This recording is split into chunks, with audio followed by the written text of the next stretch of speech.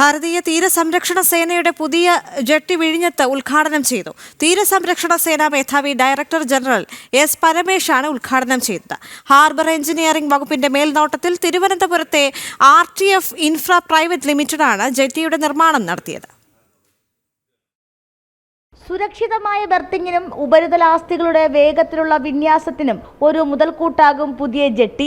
76.70 metre നീളവും 8 metre വീതിയും 4 മുതൽ 6 മീറ്റർ ആഴമുള്ള ബെർത്തിന് തീരസംരക്ഷണ സേനയുടെ നിലവിലുള്ള കപ്പലുകളെ ഉൾക്കൊള്ളാൻ കഴിയും. വിഴിഞ്ഞത്ത് നടന്ന ചടങ്ങിൽ പുതിയ jetty coast guard whites regional commander inspector general Bhim ശർമ്മയുടെ സാന്നിധ്യത്തിൽ തീരസംരക്ഷണ സേനാ മേധാവി ഡയറക്ടർ ജനറൽ എസ് പരമേശ് തീരസംരക്ഷണ സേനയുടെ പുതിയ ജെട്ടി നാടിന് സമർപ്പിച്ചു. ഹാർബർ എഞ്ചിനീയറിംഗ് വകുപ്പിന്റെ മേൽനോട്ടത്തിൽ തിരുവനന്തപുരത്തെ RTF ഇൻഫ്ര പ്രൈവറ്റ് ലിമിറ്റഡാണ് ജെട്ടിയുടെ നിർമ്മാണം നടത്തിയത്. ചടങ്ങിൽ വിസിൽ, കേരള സർക്കാർ പ്രതിനിധികൾ, കേരള മാരിടൈം ബോർഡ്, തുറമുഖാധികൃതർ, കരസേന, വ്യോമസേന, സംസ്ഥാന police, Adani port private limited, fisheries വകുപ്പ് എന്നിവിടങ്ങളിലെ ഉദ്യോഗസ്ഥർ, സ്വകാര്യ പൊതുമേഖലാ പ്രതിനിധികളും പങ്കെടുത്തു. ജനം, തിരുവനന്തപുരം.